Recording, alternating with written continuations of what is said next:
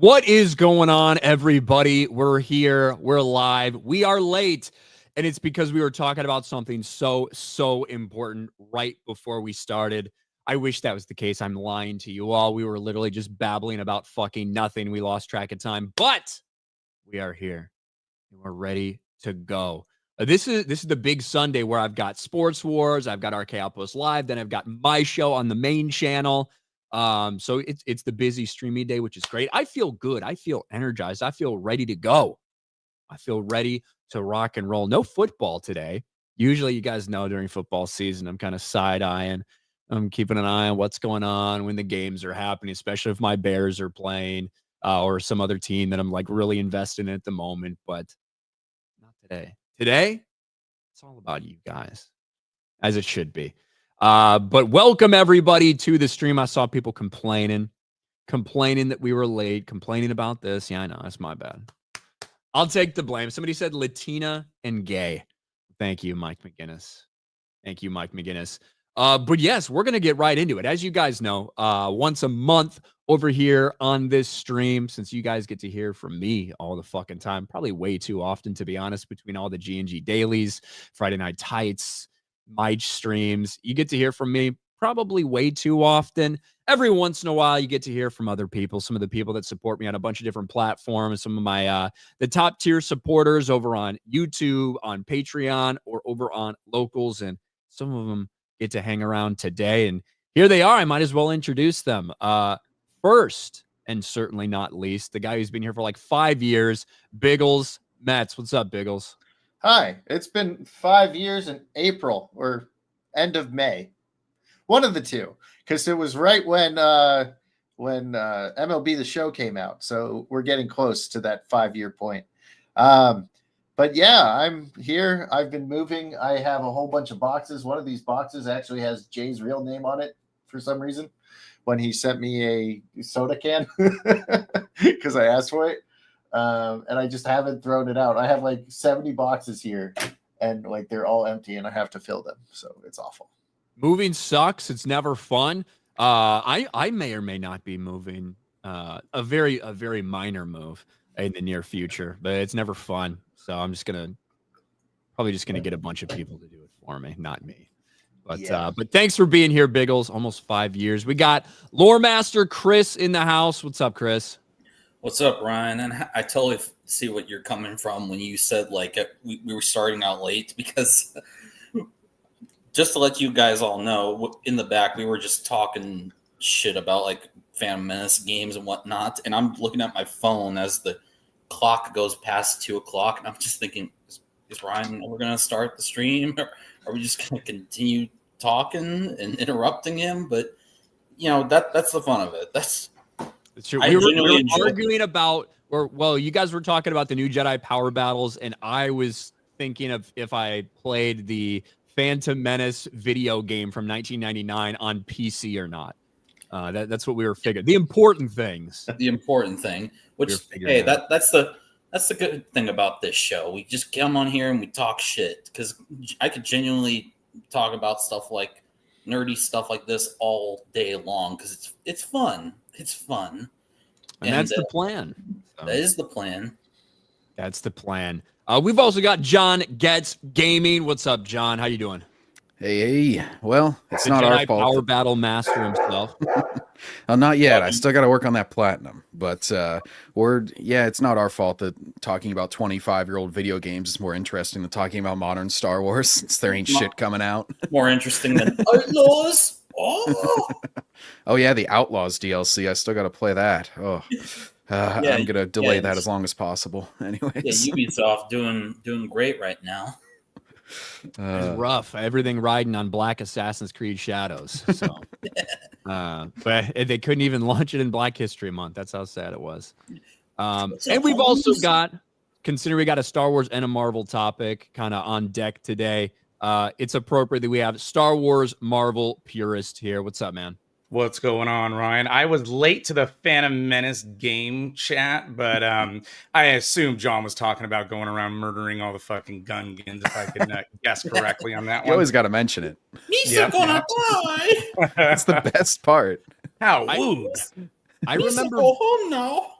I remember very little of the game itself compared to other games I played in that. For some reason, I don't know why, but I do. I feel like I vividly remember swimming down, like towards the very beginning of the game, swimming down there to the town. But I don't know. I don't remember. It's like level 2, yeah. I think It's for pretty me, early.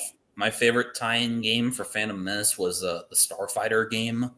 Does anyone remember that? Naboo Starfighter. Yeah, the one that's like the flight simulator where you play as like the Naboo pilot and the 2 mercenaries who like fight alongside him. And there's like that one episode that one level where you go to the Mustafar looking planet and blow up a droid factory. I remember like thinking that game was so hard as a kid. No, you know the hard ones are the Super Star Wars games on SNES, man. Those will have you throwing your fucking controller in no time. When Darth Vader turns into a scorpion whenever you beat him. They get like It's like, progressively what the harder too. By the time you get to Return of the Jedi, yeah, you want to fucking like throw your whole system at that point. The Super Star Wars games are fucking impossible. At least they were when I tried to play them when I was little. But I will say thinking of because I think it was Naboo Starfighter or something. Yeah, it was definitely like a picture of like the N1 new Naboo Starfighter on the front of that game. I remember one Christmas we were unwrapping shit and we got that. I had an N64 at the time. We got that game, except it was for Xbox. And we were like, holy shit, we're getting an Xbox. Fuck yes. And we were celebrating getting an Xbox. And my dad's like, what's an Xbox? He just bought the wrong fucking version of the game, right?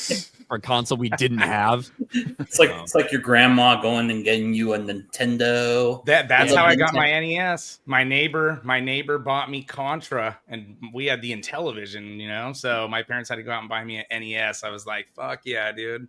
So that was a great. It's like when it's like when I'm a kid and my only console is the PlayStation 2 and my parents buy me Halo. Yeah.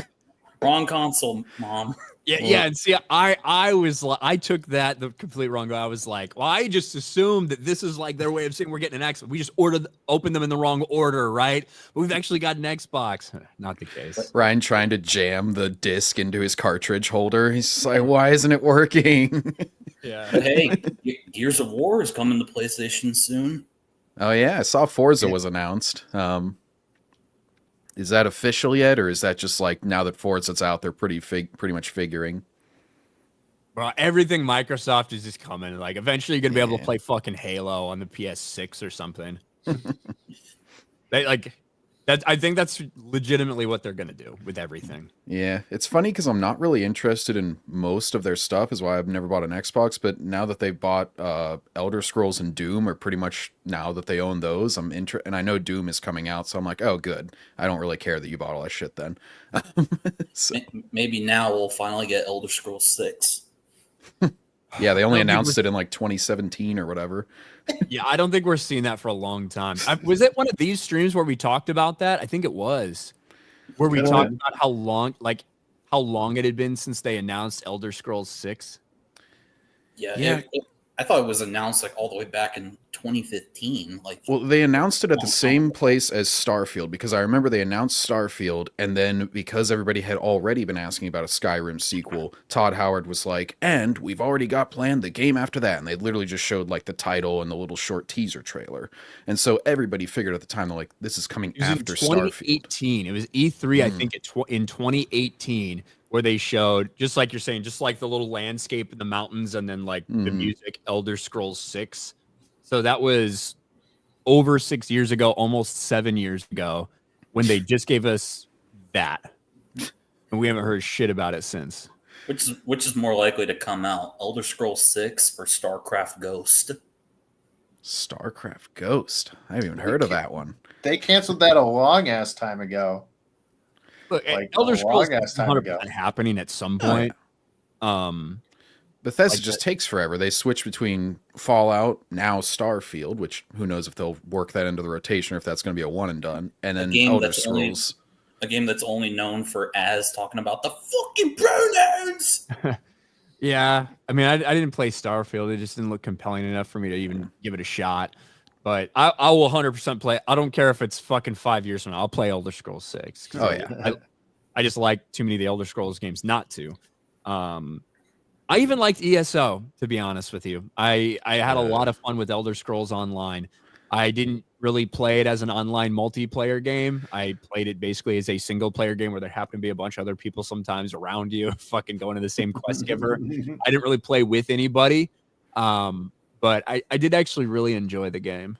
See, my brother and I tried that on co-op, and we hate it. The online functionality does not work on that game. It's like you each do a quest, and you literally have to like sync up your movements perfectly because it doesn't register, even if you're both in the same party and stuff. There's If some someone's buggy like ones, yeah. 10 feet out of away. range- Yeah, some games, like, it doesn't matter if you have one party member who's like way over here. If you start a conversation, it'll almost like teleport them there or make them part of it. But yeah, in that game, there's a couple ones that are buggy, and like if you're not there, you're not there. I think there was one for I think there's factions, right, in Elder Scrolls Online. I think there was one that me and one of the people on the D&D tabletop for G&G were playing when it like first came out, and the quest giver just wasn't there, and you had to go talk to that quest giver to go on, like, to continue the story. So there was just like at least 70 avatars just standing there waiting for the quest giver to show up, and it never showed up. So I was like, well, time to make a new faction. And like, we went into a different faction, and like, yeah, it was fucked. Like the first week it came out, like you couldn't do anything. Yeah, I didn't do a ton of like co-op play and shit like that. So maybe that's why I had a better experience with than anybody that tried to play the game the way you were supposed to. I just played it like a normal single player game. But Purist, what's been going on, man? How you doing? I'm doing all right. I have a fucking smoke detector that's needs a battery, and of course, nobody's thought like to this day, like, maybe we should update the technology and make them like AA or AAA or some fucking battery that people actually use. So yeah, I'm gonna keep trying to mute out so you guys don't hear that annoying shit. Is it a 9-volt? Yeah, you're getting Black History Month started the right way, huh? Yeah. Yeah, well, we did unlock gaming streams on the channel. I'm trying to figure out how to fucking do it. So now I'm trying to like switch to OBS for those streams. I got some people kind of helping me in the background. I'm going to be streaming Punisher 2005. So we're going to go eradicate a bunch of people. But now I got to map out the controller or some shit like that. So I don't know, man. I'm older, dude. I used to be hardcore gamer. I used to go to Madden tournaments and do Mortal Kombat tournaments with my friends and shit like that. So, you know, I'm a little out of touch. So I got to get into the technology. Then I bought a splitter, and the fucking piece of shit isn't working. So, you know, what can you do? Oh, speaking of Madden, that new, I'm not sure how new it is. I think it's the past month or two. The documentary on Amazon Prime for that came out, and it's like it's like a 4-episode thing. And I watched the first episode, and it was actually pretty cool. Like half of it is kind of advertising for the new games, which is, you know, meh. Some of it's just kind of lame advertisement. But then whenever it gets into the old shit and how they're building the initial game and everything, it was really cool about, like, you know, what John Madden was saying. Because it took them like 6 or 7 years to make the first one, and trying to get the technology to advance in the 80s and everything. But yeah, that was a pretty cool one.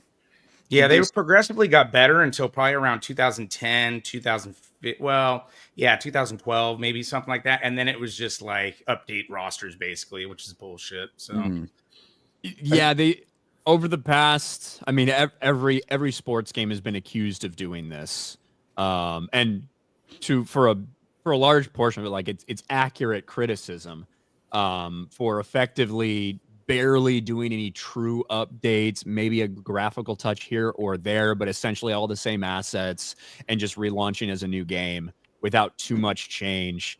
And to be honest, the reason they're able to do that is because people keep buying them, right? If people weren't buying them, they wouldn't be doing that. My dad back in the day was obsessed with Madden. He would buy them every year.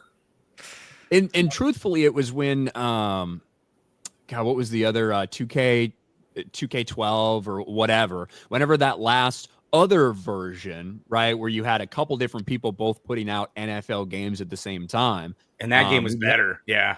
Yeah, when you had that competition until they signed the exclusivity deal with EA, when you had that competition, man's kind of forced to continue to do new things and push development ahead. Once you get that exclusivity, you don't really have to. So yeah, it was 2K5, and it had, because I remember it had Terrell Owens in the Eagles uniform on the cover. Oh, man, and I then feel old. and they had all these awesome features that a lot of modern Madden games, even like that was PS2, so like even 3 generations later, they still haven't implemented. Like they had more interactive sidelines where you could run into people and stuff. They had Chris Berman on like a halftime report, whereas Yep. anybody who's played a modern Madden knows that the halftime report now is like the most bare bones. They like show some random highlight from your game and then a couple scoreboards, and then they're like, well, that's the halftime report. It's like, wow, good effort there. I do EA. know modern gaming. Like my buddy kind of drew me back into like the NHL franchise because when once they got the online gaming down pat and everybody plays a position and shit, that shit's dope, man. Because that is fun. it's a lot easier to get like 10 guys or 5 guys, 6 guys together to freaking jump on and be a whole team. So just don't get stuck playing goalie. Oh no, I love playing goalie in those games. So every year on my birthday, I go to Pennsylvania, and we have a day that is just NHL day. So even if I hadn't played the new NHL game since it came out, I'm the goalie, and then I only give up like 2 or 3 goals. Oh hell yeah, the dude! entire thing. And I just watch a whole bunch of like the videos on how to play goalie beforehand, and I'm like, all right, like there was this one YouTuber, like I think it was like Between the Pipes or something, and he just goes over goalie over like for every year, and I'm just like, okay, watch, and I'm like, let's go play, because it's the most fun having 6 of your friends play, and then you have some asshole playing the defender that's just like charging the forward, and you're like, what the fuck are you doing? Like, it's so much fun playing with I used to play a lot of 2K basketball. But I haven't played too much in the past couple of years, but yeah, and I'd always get fucking racially discriminated against on the black court. Because basically the way it works for online play for those games is you have like a whole neighborhood, right, that you go to, and you kind of stand and wait and stuff like that for like, hey, I got next for like at a park on a blacktop court. And man, yeah, black people never wanted to play with me. So Yeah, like NBA Street on Dreamcast. Those were the days. Were you under your YouTube name? Because you might have scared them off. I don't know. It's like riding a bike though. Like my daughter, she'll have her boyfriend or friends come over, and I'll just walk in there, whatever version of Mortal Kombat they're playing. None of them can fucking beat me, dude. Like, all I got to do is look at the, make sure I know the moves, if they've changed or upgraded any of them, and then I usually lay the smack down and then I leave. But so you got to do it. Maximus, are you retarded? Yes. No. Are you? I tell you who is, though. Disney Star Wars fans are retarded. Agreed. Well, apparently Disney's all EU fans have autism also, so we can talk about that later. Some of them might. That's quite possible, potentially. But yeah, Disney Star Wars fans are absolutely retarded. We've been talking about the Acolyte for quite some time, and a lot of people were convinced it wasn't a ratings failure.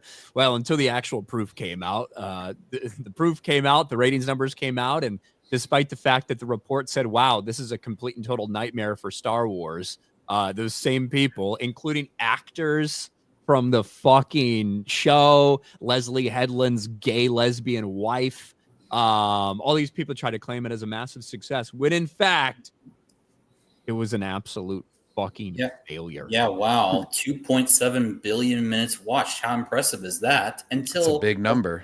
Until, of course, you consider that Squid Game, which has about a third of the budget of Acolyte, had, 72 billion minutes watched.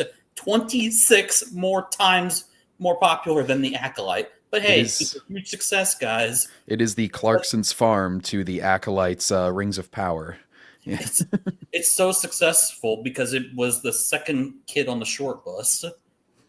Yeah, well, and Ryan kind of pointed all that out. I noticed a lot of people like kind of referring to that, and I've kind of been doing that on the Marvel side too. And then I noticed on I think one of your latest videos, Ryan, they've been doing it for a while now too. They've been doing different videos like on CBR and shit like that. They love going back to Iron Man, Captain America, First Avenger, because they know people aren't smart enough to casuals aren't going to factor in inflation, the fact that they had just started creating the universe and shit like that. So that's why they keep doing that, because they're trying to validate the new trash by not comparing it to the other new trash, instead comparing it to the original as it was just getting off the ground.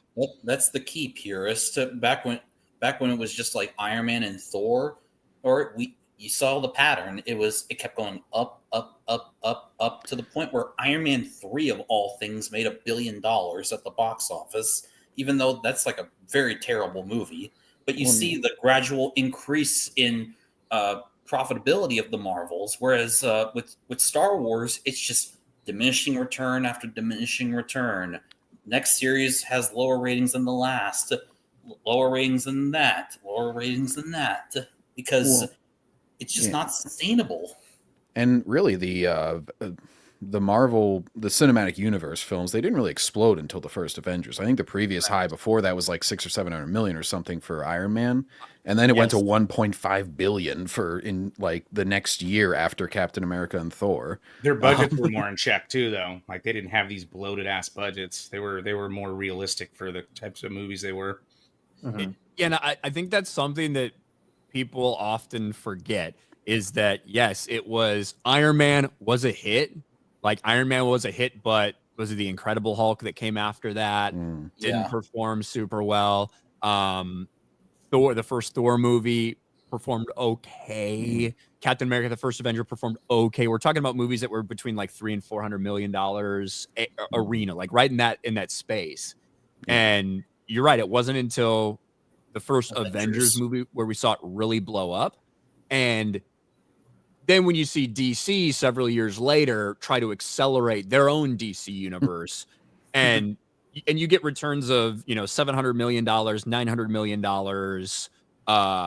Suicide Squad was like $750 million, and everyone's like, "Oh, we can't keep up with Marvel." And it's like, you guys forgetting how they started, and everybody wanted to rush towards an endpoint, obviously. But the MCU started slow, and they built out these characters the right way, arguably. Yeah, DC wanted to get the Civil War, but they just ended up skipping over Winter Soldier, Age of Ultron, Thor, all the stuff that built up to Civil War that made the fight between Iron Man and Captain America more meaningful, as opposed to what we got with Batman versus Superman, Jeremy's favorite movie, where they fight and their motivations make absolutely no sense. Like Superman thinks Batman is a bad person. I will say though, DC and Warner would be begging for those Man of Steel BVS fucking numbers because they haven't seen them since. Now I'll be the first one to say I think Zack Snyder's like quality has gone down probably since like the Snyder. Well, the Snyder Cut I guess technically is what almost no, it's after BVS. But you know what I'm saying? But Man of Steel, like I understand some people's complaints with it and stuff, but I think Man of Steel was probably the best DC movie since like, The Dark Knight, personally. Well, I mean, as far as like BVS and stuff goes, you only get one shot to do the first ever Batman and Superman team up, and you were always going to get a natural boost from that because it's a pretty hype thing. Like that's why Avengers was so hype, because it's like now there's all these team up movies where they try and, Godzilla and Kong are teaming up. Oh, great. And it's like, but I don't know, just in the modern film world, it was 12 years ago now. So a lot of people would have grown up, just always having that. But it's like, that felt like it was weird seeing, for me, like protagonists of different films all in one film together. Yeah. That was what made the first Avengers so hype. It was like, whoa. It was Man of Steel 2 with Brainiac. That was the original plan. And what made the Avengers compelling was almost all of these characters had their own introductions, right? They had their own introductions. They had their own personality. They had their own character. You knew about their motivations. So when they go and meet up together, you understand why they're clashing. You understand why this person has this perspective and that perspective. Even some of the lesser characters like Black Widow and Hawkeye, right? They didn't have their own movies. We still had introductions to them in these previous movies. And so we knew a little bit about them. And that worked. It worked really well, in fact. And when you try to accelerate the timetable, like DC basically demanded, hey, Superman and a Superman with Batman in it, or then a Batman movie with Superman in it, and then Justice League, we got to go. It makes it difficult. And I think it would have come off I think personally, everything would have worked out much better if you had another Superman movie and a Batman movie in between before you get to that point.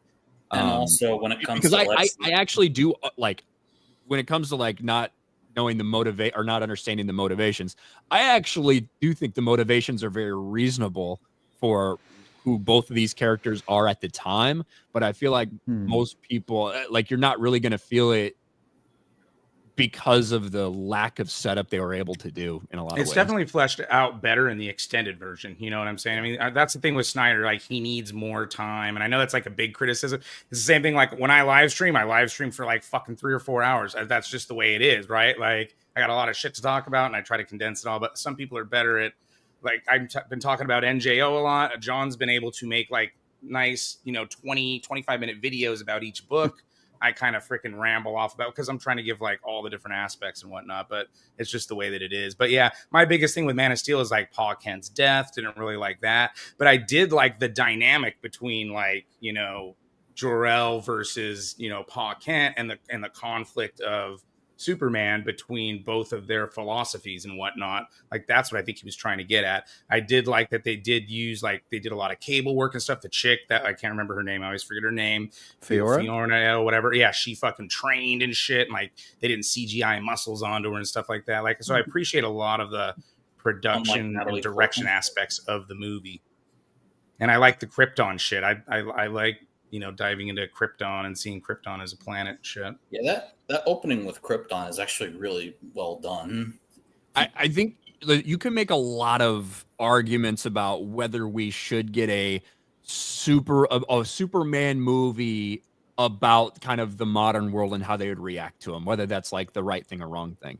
One of the reasons I enjoyed it, because when I look at some of the reactions we saw to Superman in, BVS and stuff, that's exactly what I feel would happen in reality, right? Yep. In our current world right now, I 100% think that there would be people out there that would want to fucking wipe this dude off the face of the earth, that he's a fucking problem, that he's a huge issue, blah, blah, blah. And I think you'd have half people thinking this guy can do no wrong. He's a god. He's going to save me. Like, that is like the type of response that I could see happening, which is one of the reasons I found it interesting.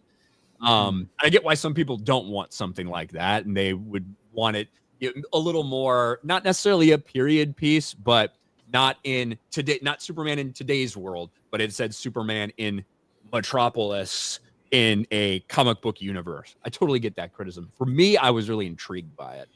Yeah, and that's what Marvel does. They made it like it's usually like in New York and stuff like that. In DC, it tend to be more of a fantasy, Gotham and Metropolis and whatnot. And Jari time, Superman doesn't kill. Like, that's a lazy like response. So the movie sets it up perfectly for you, right? Like Zod and them, they're bred to be military faction of Kryptonians and shit. And this is basically like Superman day one. He didn't want to kill Zod. He wasn't going to let Zod kill innocent people. He fucking breaks his neck. He fucking cries about it and shit because he didn't want to fucking do it. So that's kind of, to me, staying true to the character.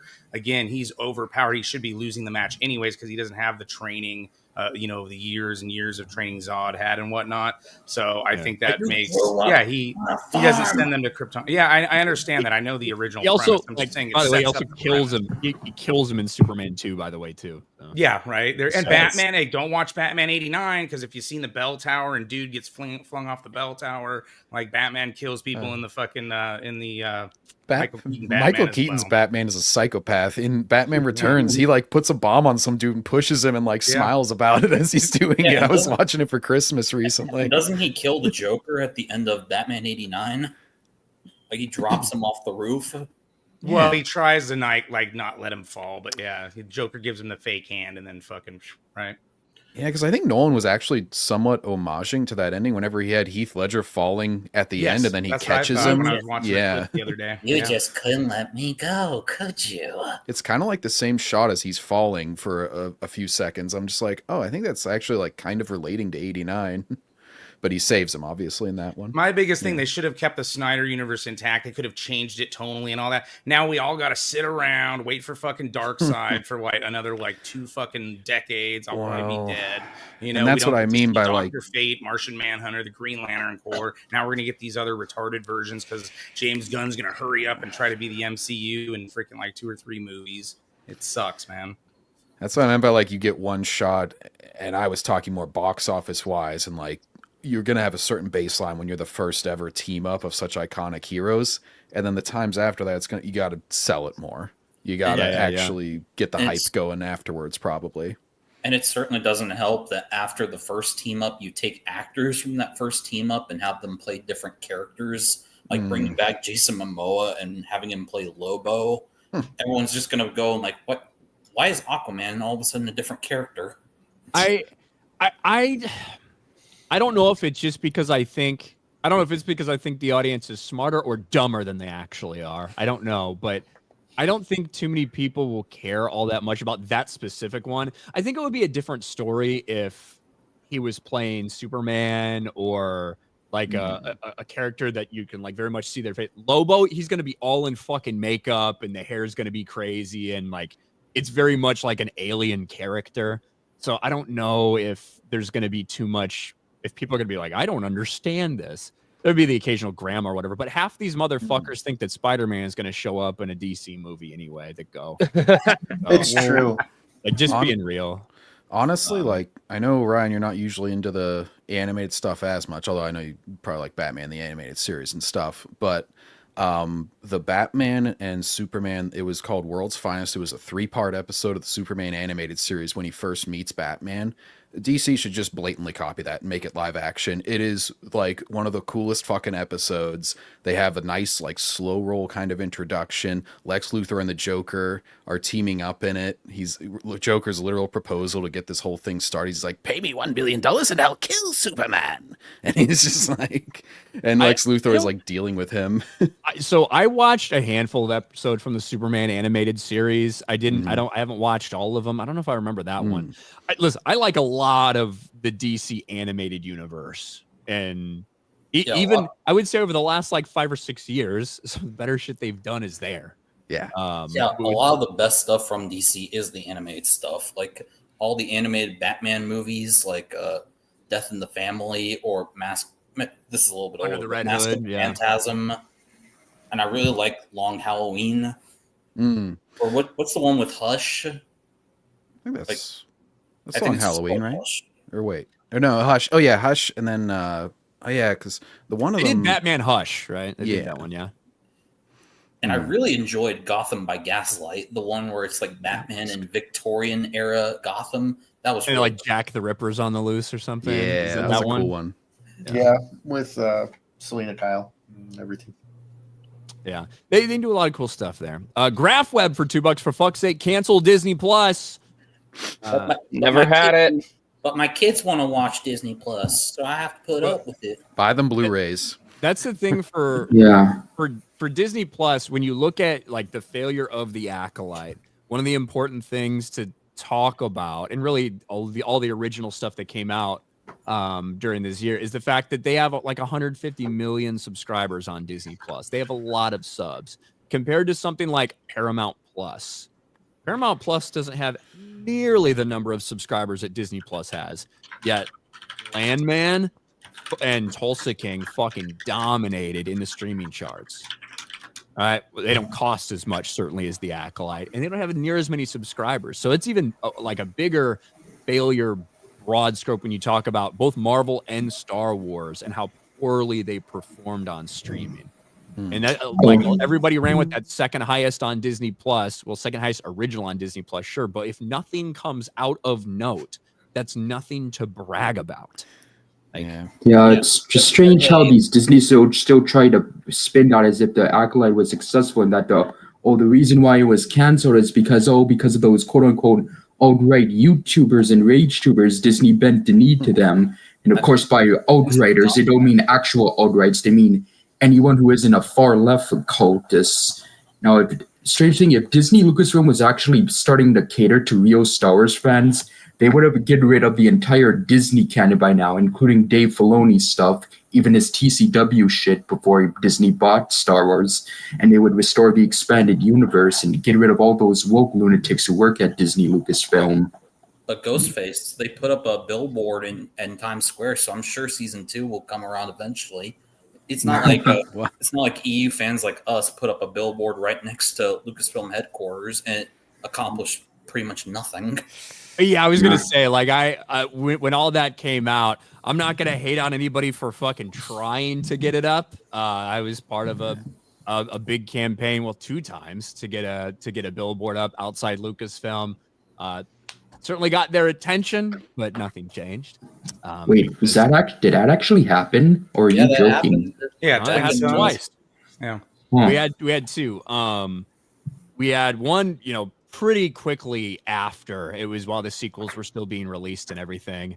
We put it up, in San Francisco on the way to work for these guys. Pablo Hidalgo tweeted about it at one point and stuff like that. That piece of shit. And basically the vibe from inside Lucasfilm was like, hey, and it wasn't like some demand about, hey, cancel this bullshit and do this. It was more, hey, we know Disney's been bought, we know you got your thing going, but we'd like more Star Wars or more stories from the Star Wars expanded universe from, for all the fans that have been following this for decades and decades. And they basically, in fewer words, said, hey, wait until after these sequel trilogies come out, right? That's what they're focused on. They're all focused on that. Wait till after that happens, then we'll see. And so we got a fundraiser going. We put up another one in kind of the immediate aftermath, right after Rise of Skywalker released, and then COVID hit. And because COVID hit, there was a bunch of other people that would have advertised that didn't normally. So instead of being up for like a month or 2, it stayed up for several months outside there from Lucasfilm. But yeah, I mean, if we did our best, didn't really pan out though. Yeah, and Disney would save themselves so much headache if instead of like canceling their timeline and like reinstating this, they just continue both and try to like satisfy everyone. We're past that point though. They're never gonna do that because they don't want anyone competing with their girl, their Queen Rey. Well, that's why they're doing all these disgusting Essential Legends cover books, because they realize that their books can't sell. Like they have to go back to the EU and they have to do EU. They have to do EU Black Series characters and whatnot, because that's the only way they could sell toys as well. So, but yeah, they're like real. So when you hear a lot of these other like Star Wars or claim to be Star Wars channels, they always talk about what Disney Lucasfilm should do to correct, Disney Lucasfilm. But like, I would want like them to continue like Sword of the Jedi and like a Darth Zana duology or like there's things. And that's how you can tell the real Star Wars fans that know like what was already going on and stuff versus people that are like, oh, just tweak this and fix this. And they don't realize like all the damage that it's done to the brand and everything that existed before. Well, I think you can have, so here's what I think, and this kind of how always the way I answer the question too. There are realistic things that have some possibility or probability of happening, and there are things that will never happen. And what will never happen is that they will say, hey, the sequels, Mandalorian, all this stuff that's come out since 2012, none of that exists. And we're starting back from scratch and we're going to continue something. That's never going to happen, right? Yeah. Even if that's what like my dream would be and what I think they should have done and what I wish they would do now, it's never going to happen. Now, just for the record, go ahead. Now, just for the record, I don't want Disney to continue the expanded universe when they own it, because just by know how they bastardize Star Wars with their own fake canon. If they continued to get to the expanded universe, they would bastardize that as well with their woke agendas. Well, that's what me and United Spacers Alliance had like a whole stream on that, because the writers would feel too emboldened now to self-insert politics and shit like that. And it wasn't like that before, because there was a respect, and George Lucas, was an actual executive, even though he wasn't, writing the books with everybody. Obviously he did have a big, the original series was the father, the children, and the grandchildren, but that's all in the novels. Yeah, I've seen some of that stuff going on today. Look, and when people talk about George and how he felt about the EU, here's the reality. If George would have done 7, 8, and 9, there are some things he would have taken from the expanded universe. There would be characters, there would be vehicles, there would be planets, there would be plot, there would be things like that. And there's some things that he would want to do his own way. Because that's who George Lucas has always been. Same thing that he did for the prequels. He's going to incorporate elements, and if he wants to do something else, he would do something else. That's what George does with his own shit. George changes his mind about his own things time after time after time over the decades. And for the longest time, he never wanted to do. You know what I mean? That's who George was. He never really wanted to do them, though. People don't realize that the sequel trilogy, that he did those story treatments to try to protect his IP. Like, hey, here's some ideas on what you guys can do for, just in case you're not using the books and the novels. But George was never. There's people talking about he had the sequels in production or something before he sold, and that is fake news. Like, he was not. No, doing he only had the didn't have original 3 under contract. Well, that's the thing. So when we hear about all these kind of all these different ideas that at some point in time George had thrown out as an idea for sequels, a lot of people treat that as though that is like one cohesive movie that's coming out, right?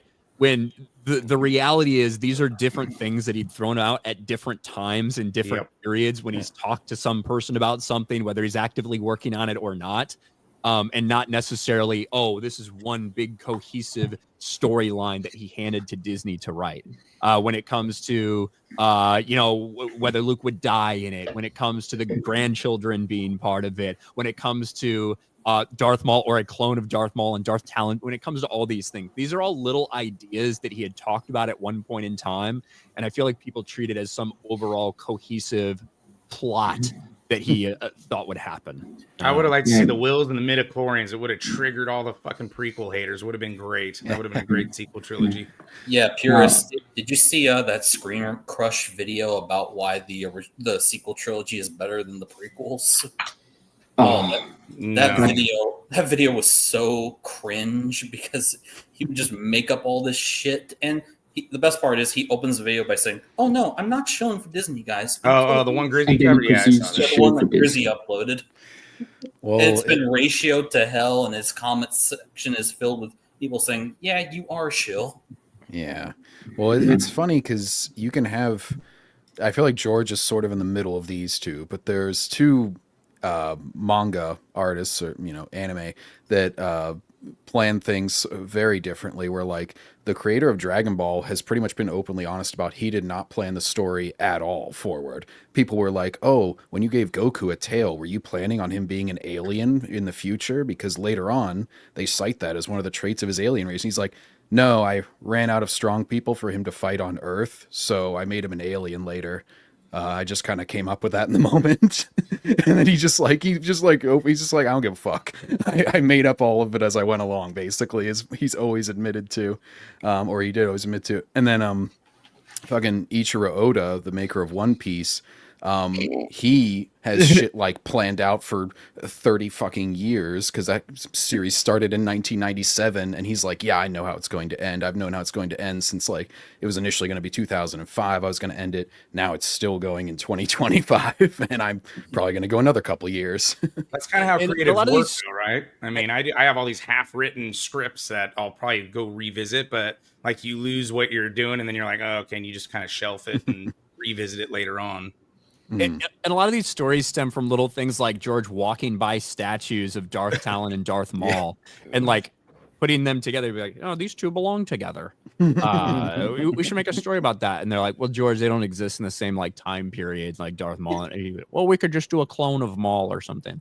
These are like video game ideas and like shit like this that's getting thrown out, and it gets turned into, "Oh, this definitely was going to be what the story would have been for George Lucas's sequel trilogy." But what would have happened though when it went to LucasArts? Then they would have went and followed the continuity and not fucked up the universe, like knowing, okay, George is interested in these characters and all that, so we're going to make it cohesively fit with what's already been built. Or purist, what you can do is completely rewrite the Mandalorians and just turn them into a bunch of Hitler Youth candidates with blonde hair and blue eyes. I think when we look overall, the complexity of the continuity and canon for Lucasfilm as a whole was very unique, and it was very structured. And although complicated, everything had a hierarchy, everything had a reason. And was George Lucas writing and approving every single plot line and every sentence that happened in 150 novels and fucking hundreds of comic books and every single line of dialogue in every video game? Of course not, right? in the same way that he wasn't doing that for something like the Clone Wars. He would have an overview of what was happening. He'd give suggestions here or there. Very similar things happen, or big book stories and big things that would happen in the expanded universe, like for New Jedi Order, like you've been talking about on your channel, Purist, right? There was this big idea. People wanted to do this. They pitched it.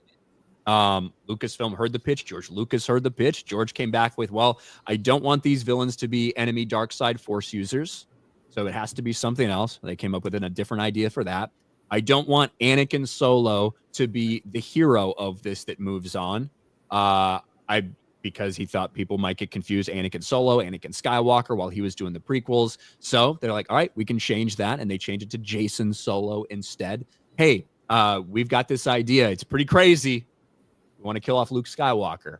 Nope. Can't do that. Can't kill off Luke. Okay, well, what about Leia? Nope, can't kill off Leia.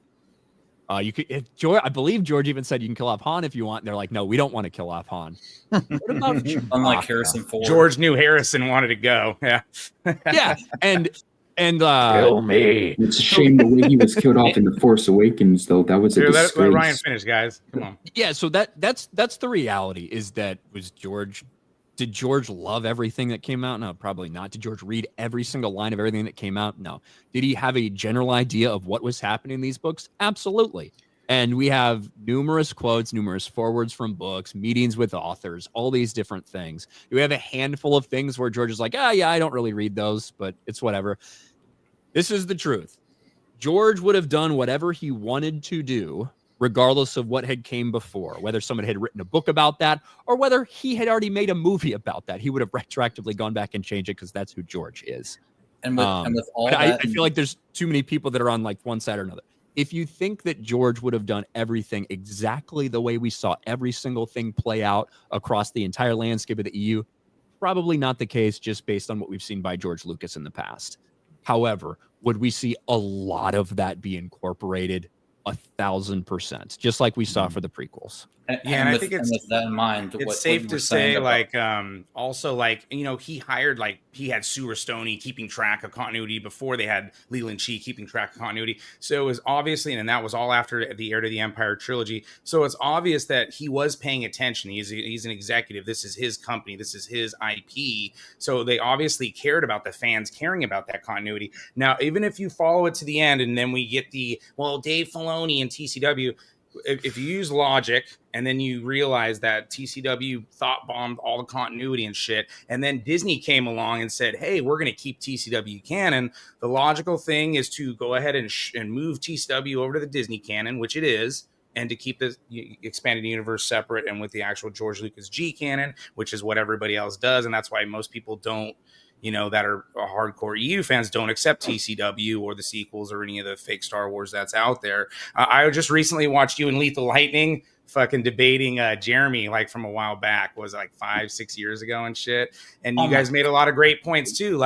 If you quote unquote decanonized quote unquote something that was never canon, why are you fucking borrowing from it? The minute they said they didn't want to use the expanded universe, and the name Legends itself is a negative connotation. If you look up the definition of, if they would have called it Star Wars Legacy or something like that, that's the gift from the past about it's this idea that it didn't really happen, but it's such a great thing, or it's a great story type of thing. Because that's what a legend is, right? It's something that's usually not true in the past, whereas a legacy is something that's passed on from the past for everyone else. So that's just one word. And again, I still just call it the expanded universe, but just the word Legends is spitting on the fucking EU. Bottom line. Purist, Tom Hardy played Bane a certain way in The Dark Knight Rises. That's why it's perfectly okay. That was Jeremy's logic in that debate with Ryan and Lethal. He would just say, "But the Dark Knight Rises." That was so long ago. I don't even remember that. But listen, when they first came out and they fucking called it the Legends, I fucking hated it. And for years, I fucking raged against it and everything. Like the name itself and what they'd fucking done and all that. At this point, fucking 10 years later, so obviously when I'm talking about the expanded universe, I try to say it. Sometimes I'll say Legends too, just because at this point, a lot of people know what that means. So it is what it is. I don't know. Are you not going to go to Legends Con because it's called Legends Con? Oh, I'm going to Legends Con. Hell yeah. No, I understand. And I know Matt Wilkins uses Legends too. But yeah, I totally agree. And everyone should go to Legends Con, even, people that are too busy or don't, there's not enough people that are going to be there. If you're a big fan of Star Wars, you should go to Legends Con. There's a lot of great people that really put their heart and soul into keeping Star Wars alive. For people like me that were reading Enter the Empire at 11 years old and shit and didn't have Star Wars for a massive gap in between the original trilogy and the prequels. And you are right about one thing, Purist, when you say that Legends is a negative connotation. It's the same thing we saw in the MCU when they rewrote the continuity to say this is the 616. When they said it was 616, that was. It's them saying our stuff is official and it's better. You should ignore all the old stuff because we're the cool kids around here, even though we're constantly rewriting our own continuity. We're just going to make the Infinity Stones a bunch of paperweights in Loki. It's always tougher when you don't have the original author still involved. Like when Dragon Ball declared they had a whole series, Dragon Ball GT, that they made without Akira Toriyama, and they just said, and he came back to the series and started writing it again and said, that's not canon. That would be like George coming in just saying, fuck all that. I'm writing this, because he was making a new series, and he's like, I'm not going to be tied to that. So that's pretty much kind of what the hypothetical of Ryan's would be, I think, where he was just like, yeah, maybe I'll make some references to that, but I'm going to write what I'm going to write. Yeah, and it doesn't count anymore. I'm sorry. Or as far as my continuity goes. Well, and that's what I mean and it's mostly because George Lucas is the way he is. It would be one thing if he had never fucking changed a single thing, but this is a man who retconned his own movies. Right? Yeah, he made retcons his own movies 20 years after the fact, right? So if he ever feels the inclination, regardless of whatever he may have committed to at one point or another, he will change it. So that's what I mean. The expectation that he would, stay completely in line with everything. I don't think that's realistic because whatever he says goes. His stuff, what he does, is the top of the continuity hierarchy of canon. Yeah, it's like all those people who say that they wish Tolkien had gotten the chance to see the Peter Jackson movies. No, you don't. He would probably. Oh, he would have hated it. He would have hated them. I think he certainly would have hated parts of it, and I think he would hate more what Amazon's done to it. Especially with his critiques about like corporatism and things like that. I'm sure he would have loved Amazon to Let's tear down a forest so we can film our newest season. But I am for Legends Con, I am probably with a 94, 95, 96% assuredness going to be there at least for one day, maybe two. But I have to wait on a couple things before I can officially say it. But nice. Well, my comment wasn't related to you. You know what I'm talking about. But yeah, I kind of figured you were going to be. I have a feeling Ryan's going to go, but I'm never going to speak for Ryan. But I know he'd make it if he could, because I know. You go to the first one? I didn't. And I'll be 100% honest why I didn't go to the first one. There were a lot of people involved with that vitriolically fucking hated me. I remember that. And look, it's the Batman car video guy. And I, as much as I think that's gay and retarded or whatever, I didn't want to make a big fuss about it and try to fucking call out their convention and trash their convention when there's a lot of EU fans that get to meet this author or that author while they're there and like try to destroy that for them. So I just won't go. I'm not going to trash. I won't talk about it, whatever. So this one, I have a little bit of an idea of what's going on with some of it, but I need to wait a couple days before I can give you guys an official, yes, I'll absolutely be there. And I wish I could have given that months ago, and then maybe we could get more people to go. But this is the way it is. So I'm waiting a couple days, and I'll let you guys officially know whether I'm going or not. But in all likelihood, I imagine I will be there. Listen, I got to get Star by Star signed by Troy Denny. That's I'm not so do going I. as some kind of So do I. creator or whatever. I'm going to go as a fan. That's what I want to go as. I need to get my hardcover of Legacy of the Force Invincible signed by Troy Denning. Yeah, maybe I'll bring both. Yeah. I'm gonna bring a big backpack full of all my books. I gotta find I gotta find an iJedi. There's an iJedi hardcover somewhere, isn't there? I don't have one. Get it signed and send it to Matt Wilkins, or well, Matt will be there. You can just hand it to him and be like, "Here, Matt, your favorite book." I want to. Maybe I'll get it signed by Michael Stackpole and by Kevin J. Anderson. Oh, there you go. Maybe. I don't know if that'll happen. conflict, I right? think you Well, might if there's that a any little bit. vitriol left, you just go as Cayenne Rinnell and make a mustache or something, and then you can just go as an alias. We were laughing because we listened to Hollow Nets. I think it was the 3rd episode, and it's Stackpole talking about how Kevin J. Anderson made Kip like overpowered and this, that, and here you got Stackpole saying it when he did the same exact thing with Warren. When Corin, yeah. So it was freaking hilarious too. We were all kind of Well, to be fair, like Corin does have like a big deficit. When it comes to telekinesis, he does like definitely have a but he also has a super rare ability that allows him to basically get overpowered at any point in time if he absorbs enough energy. So, Which by the way, speaking of that HoloNet series, I love the part where is it R.A. Salvatore who talks about like all the death threats he received for killing off Chewie. Yeah, for people that think that like fans only recently started getting angry in the last couple of years, not the case. Yeah, people were very upset with R.A. Salvatore for killing off Chewbacca and Vector Prime. Very upset. And he certainly handled it a lot better than say how Amanda Stenberg handled being people telling her you're a bad actress. He didn't make a rap video about it. Damn. He didn't make a diss like that though. Like Greg Keyes was talking about how when he came into the series and stuff, and he hadn't wrote Star Wars, and he also did something called like reading a lot of the source material. But he was talking about how intricate the fan base was and how they paid attention to this, that, and he didn't say it with like criticism, right? It said it with admiration, and that's the way it should be. You should admire fans that are that passionate about the IP that you're creating for. Ultimately, it means they care. Yeah. We just got 20 RK Outpost live gifted memberships from Rabid One. Oh, dropping a bomb. Nice. He says, "Wait, there's no members here." It's like, well, there's not too many members on this one because we don't do too much stuff on this one. But appreciate it, Rabid One. Thank you. Gifted memberships out the wazoo. Shout out. Thank you to Rabid One. And then McCock says, "You are a knee girl big hat." I don't know what that means. I can't translate it. Very tough. Very tough.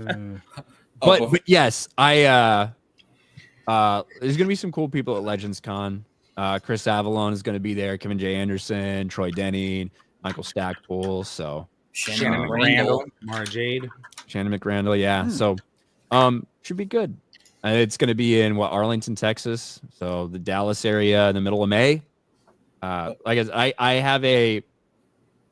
have something that I pre-committed to even before they announced the date for Legends Con on one of those days. So I'm going to try to be there at least for one day, maybe more. We'll see. By the way, purist, I do have a little bit of a problem here. When you have Star Wars in your name, I don't think Star Wars should be one of the things you represent. Yeah. I'm just saying. Are you coming down, Chris? Because you said you're coming down for one of the days too, right?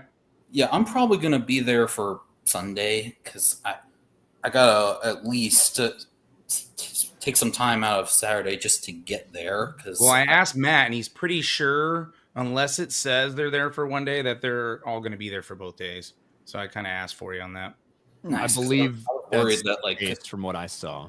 I was worried that some of them were gonna like not be there for Sunday because I would hate to miss out on that just because I gotta work around that time on Friday, so I might only have a chance to ask for Saturday off. Aside from that, that should be good to go. Yeah, so we'll see. But yeah, we talked a lot about Star Wars. Yeah, I guess we did. should also talk a little bit about Marvel because we had some interesting comments from Captain America this week. Yeah, because Captain America. Captain not America. That's Captain Falcon. Yeah, Captain Black Falcon America Sam Wilson, Anthony Mackie had some interesting comments that did not go over well with a lot of people. And you should can't really be imagine surprised at why. something like that. There are a million ways to phrase what some people are assuming he was trying to say, which is that, hey, you know, these are values that don't just represent America, but are universal values as well. Like, there are ways to say it if you want to. That's not how he said it. He said it like, well, I think a lot of things. I think Captain America represents a lot of things. I don't think America should be one of those. It was the way he said it. It was specifically what he said. And then he put out a clarification later, which let's just be honest. By the way, guys, I support the troops. Yeah. And also it didn't address anything he said. It didn't address anything he said about the character of Captain America, which I'll be real. I don't particularly care. Like, if Anthony Mackie despised America with every fiber in his bone, but he did a great job portraying the character and said all of the right things when he was on stage talking about the character, whatever, right? I don't know. I don't care how this guy votes. I don't care what he does. What happens is the product they put out, right? I probably wouldn't care all that much. But he didn't actually talk about anything about the character, and that's really what people care about. And it certainly doesn't help that he's advertising a movie that acts as a sequel to essentially Antifa the show, Falcon and the Winter Soldier. Oh, that actually existed? Yeah, that whole show is so stupid, and it goes to show how dumb the whole like blimp thing is, because essentially the plot of that show is a bunch of people vanish, and then a bunch of other people who weren't snapped out of existence start like procuring the belongings of the people who got snapped out, and now that they've been brought back, they want their stuff back. And Falcon's big solution is, you've got to do better, Senator. Don't forget John Walker, who was demonized for killing a terrorist in the show. But you he got beats a guy who just killed his best friend, and they're like, how could you do something so evil? I'm like, because Captain America killed a lot of people in those movies. Like, whenever he kicks a guy who slams off of a ship and dings into the water, pretty sure that guy's not broken. Yeah, pretty sure he's not doing well. It's like that clip that went viral on Twitter the other day, where it's like somebody was shocked to see how many people that Captain America killed. And it's like, spoiler alert: Captain America does not have a no-kill rule like Batman does. In his first movie, he breaks into a room and is firing off a firearm at people. Like, he served in World War II. What do you think? He's going to kill people. Jesus Christ. My people are being deported. It's so funny because it's all about how you frame it. Fucking awkward when he first comes back. That's how that shit works. There's like one of the most iconic scenes of First Avenger is him fucking walking through with the shield, shooting a fucking gun. Yeah, shooting a gun. And dropping a grenade into a tank and watching it blow up. That was a robot tank. There was nobody in there. Well, the problem that the MCU has, they keep doing the wrong thing. And I blame Kevin Feige. I think he's Filoni 2.0. I know the MCU is successful, blah, blah, blah, blah, blah. He had great directors. He had great writers. And they keep going to these stupid storylines. They're skipping over, first of all, decades and decades of source material. But anyone with like half a brain knows the Ed Brubaker Winter Soldier run is much better than when they try to make Captain Falcon, Captain America. And I'm not one for mantles. I think it's lazy writing. I don't like, I don't like Team Arrow and the Bat, even the Bat family, even if it's written nice. Why does everyone? I think it demeans the actual character that they're making a photocopy of. It gets a little bloated when you have 10 different Bat family members. And stuff. Like I didn't mind the Arrow show until they got to Team Arrow, and then they also had the fake version of Oracle, and like it was just like, man, like I'm fucking out of here, dude. It ruined the whole arc of the first season of everything that Green Arrow went through.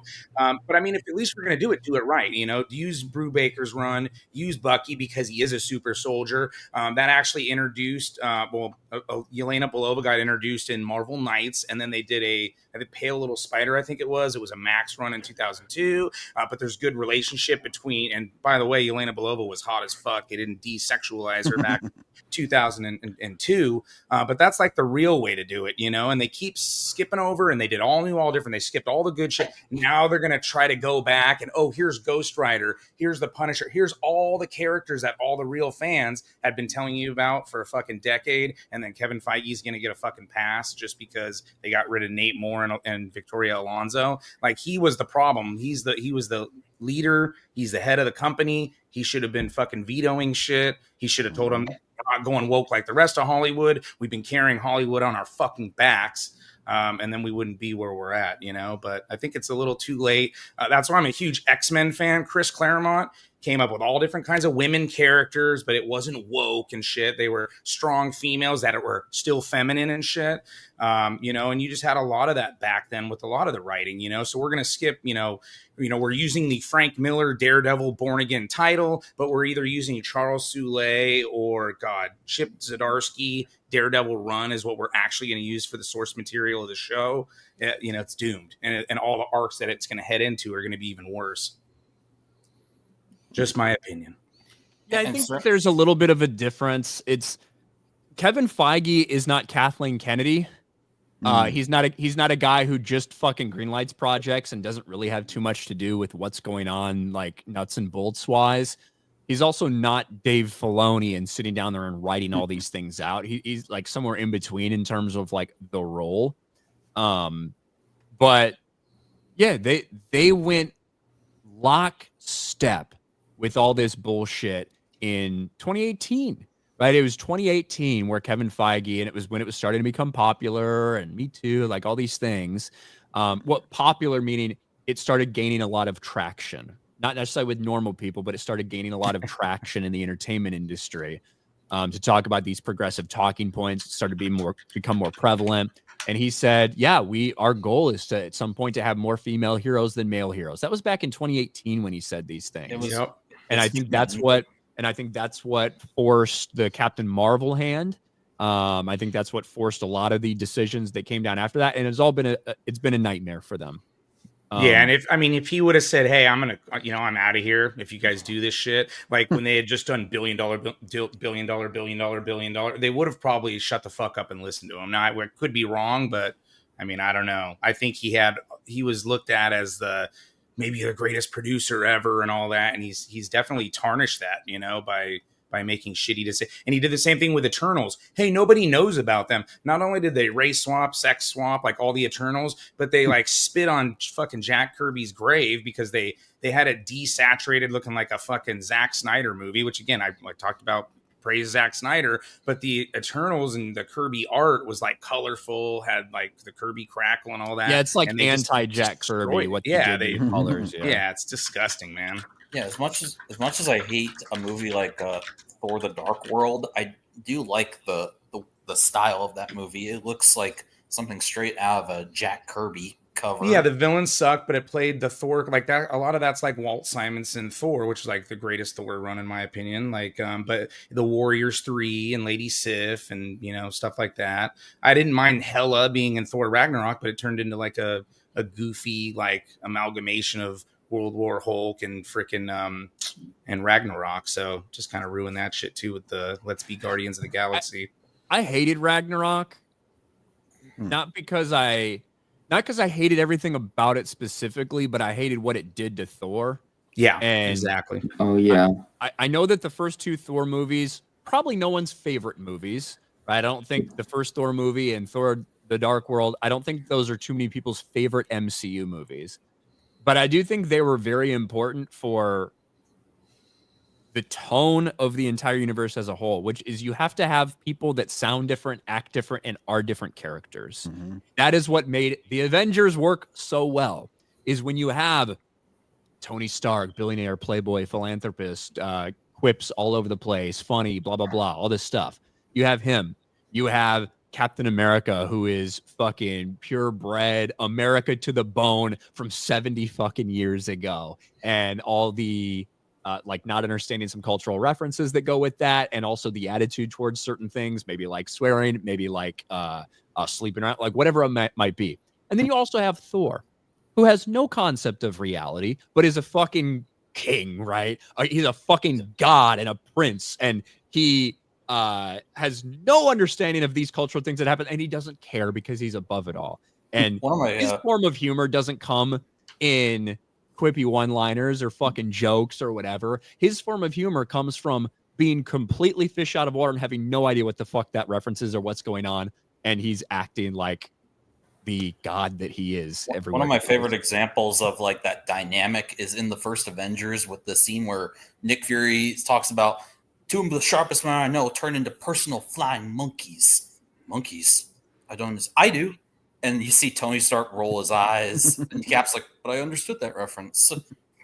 Yeah, because he watched Wizard of Oz like 5 years ago in his mind. Iced. Yeah, exactly. But Chris Hemsworth did a great job because Thor, I remember when it was going to come out, like people were wondering, can you pull it off? Because it is, and they joke about it in Avengers. Doth mother know you wear her drapes and shit? So they made like fun of it like that, but it didn't go like over the top and stuff. But I think Hemsworth did a great job. And that first Thor movie is severely underrated, man, because that really is like, that is the hero's journey, right? And at that point, Thor found himself. He should never be finding himself again. And that's because of bad writing, because they couldn't find a way to write Thor except for he needs to go find himself again. And now he's a sad loser. And that because he's like Superman, but without kryptonite, right? So you have to be very unique. And that's what Walt Simonson did a great job of in his run, making Thor vulnerable to different kinds of threats and shit. I heard originally in Endgame they were going to have Thor like be a lot more bloodthirsty, and he'd go around just killing all of Thanos's legions. I just thought, why didn't you do that? Because they gave his role to Captain Marvel. They split it off, and that's why they kind of homogenize it. Because if you watch Infinity War and Endgame back to back, you'll see like the shift of Thor. Now I know he cut Thanos' head off, whatever, and he's depressed and all that, but he would get on with his shit and handle his business anyways. And something that's always bugged me about the MCU is because I heard about this book of like all the original ideas they had for the Marvel movies, and they would always have like these great ideas, but then the test screeners would go on and say, no, it's too dark. We need more jokes. We need more levity. It's just like, why? Why do you need levity? It was Guardians of the Galaxy. I think that I love Guardians. I think it's a great fucking movie. Now, I was not particularly attached to Guardians of the Galaxy, the comic book run. I really didn't fucking care about it. So it didn't impact me too much when there was some changes made to these characters and that character or whatever.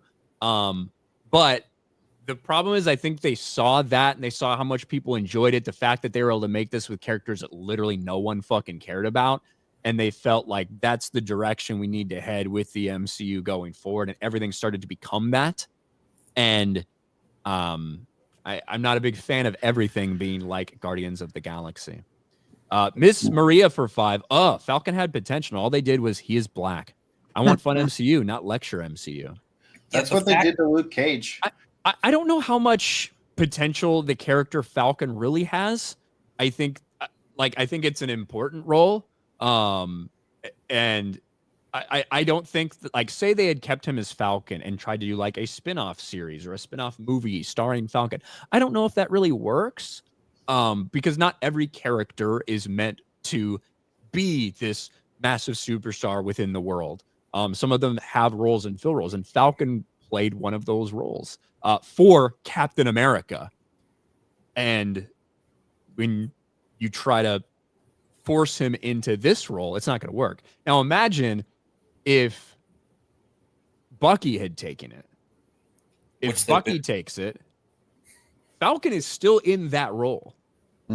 Like, now, does that mean that there's not a little bit of fucking jealousy and enviousness and bitterness and like some potential back and forth between these two characters? That doesn't mean that. In fact, that could make for great storytelling when you have these two guys and one of them feels a little bit slighted potentially by that, but by the end of the fucking movie or the series of the story, they have to fucking bury the hatchet and he gets behind him and supports him in that role as Captain America. That could have been awesome. Not to mention the conflict of the public with the Winter Soldier's past, and whatnot, and then him taking the mantle and that being controversial, and then inserting the U.S. agent, which is John Walker, and then that's why the government's like, well, no, we need our own brand of Captain America because of this guy's past, and yada yada yada. And then again, Falcon still can serve his role as the as the sidekick, which there was nothing wrong with. He was a super popular character back then, more so than now.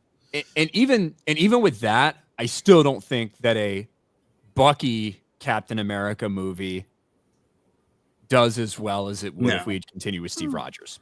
That's just the reality. But I think it's going to do better than this one will probably do. Yeah. I think the box office is looking bleak for this one. Even with their lies that they've told about the budget, I don't think it's going to be pretty. Overall, in terms of like gross at the box office, does this do better or worse than the Marvels? Oh, it's better. Like almost nothing can touch that. That made $200 million fucking dollars. Like, well, what about budget wise? What was the Marvels budget again? It was $374 million. Oh, was it really? Yeah. Probably 330 after the tax discounts, but yeah, somewhere around there. This movie probably in the same amount of spending area, but I think the movie ends somewhere between 400 and 500 million personally. Which I think it is terrible considering how much they spent on it. What are you talking about? They only spent 170. 180 is what they lied. 180. Sorry, yeah. And even with that, right? Even if you take their lie at face value, $180 million, which would make it like the cheapest movie they've made in 5 years, despite the fact that it got reshot like 3 times, right? Even if you take that at face value and say somewhere between $150 million in marketing, which is normal for this. Usually it's towards the 150 for movies like this, including if they do an ad in the Super Bowl, right? Whatever. Ugh. Say we'll go conservative there, say $120 million. That's $300 million they have wrapped up in it. You still need to hit around $600 million worldwide for it to break even. Oof. I find it funny how you mentioned that 180 million would have been cheap by their standards. I still remember a time when that was considered a high budget, because that's 180 million. That's the budget of The Dark Knight and the budget of Transformers Dark of the Moon. And now it's like budgets have and gone that's why so they're out of comparing hand. the old MCU movies, because they're trying to use those numbers so they can make it appear better than it is. Yeah, and you just have to look at their history, right? Everything that we can verify, all the budgets that we can verify, it turns out they lie to everybody about them. They said Ant-Man and the Wasp: Quantumania was only $200 million. That ended up being closer to $330 million. They said Multiverse of Madness only cost $200 million. That ended up, they spent $415 million on it, and with the tax breaks, got it down to around $350 million. What was it? We talked about The Marvels. The Marvels. They told us that was $200 million. It ended up being they spent close to $370 million on it. That's what I'm wondering. Is this one actually higher than what we think? Like, because you're saying it's about 370, 350 to 375. So could it really be like closer to like 450, 470? I wouldn't be surprised if it was above 4. Because they were still reshooting things for this in like November. And then you have people like Giancarlo Esposito, Harrison Ford. So you have some bigger budget names too that they could have had to pay additional whatever for coming back on all the reshoots. People are talking about Dogman. Yes, Dogman is out. Dogman had a really big opening weekend. I saw that. I was looking for that Mark Wahlberg movie where he's on the plane, and I'm looking through the theater listings, and I see that pop up. It's the first time I've ever heard of that. I was like, I never what heard the of fuck it is either. this? It's gonna do really well. Really It's dumb. gonna be great. It's a really dumb movie. But kids love it. So. Dogman. Everybody loves Dogman. He's the greatest. I still like Cocaine that Bear. That movie. shit was hilarious. Bro, Cocaine Bear was one of the Cocaine few Bear was- movies I actually went and watched. Dude, me and my wife are like, I Stop. wonder if people think we're weird because we're laughing our fucking ass off when the bear's chasing the ambulance and fucking. Oh, it was great, man. I was hoping that movie would be better than it was. Not like, oh my gosh, what a stunning masterpiece. I thought it would be funnier. I Yeah, was some really of the jokes disappointed fell in Cocaine Bear. It just kind of sucked. Like, not in a funny way. I don't know. I don't know. I laugh at things that suck. So it was hilarious for me. It wasn't quite like a Batwoman. See, here's the thing. It's one thing if your thing sucks, but you have a ridiculous premise. It's another thing if it sucks because you're a shitty fucking writer. Yeah. And I don't even Sometimes want to see it. I'll just let people like you guys watch it, and then I get to laugh at your pain. Yeah, I will say though, it's one thing if something that's supposed to be a joke, like it's one thing if something that is supposed to be a joke is ridiculous and stupid and dumb. It's another thing if something that's supposed to be serious is that way. Yeah. You know? The Cocaine Bear was a fucking meme that turned into a movie. Like it was just a wild news article headline, and someone went online and said for 15 minutes that bear was the apex predator on the planet. Oh, what if you made a movie about that shit? I don't know. So was Agatha all along. Well, aren't they supposed to do a cocaine shark too? I'd watch that. I think they said they were doing that. I'm not interested in Cocaine Shark. It's derivative of something that was already derivative. We have a split in the cocaine fandom. We have the Cocaine Bear loyalists and the Cocaine Shark. Eating her, and then they're gonna eat me. Oh my god! Oh god! Oh man! Oh god! Oh man! I'm just picturing like a microcosm of the Star Wars fan base, only it's just with the cocaine animal movies. They like have loyalists and there's a split.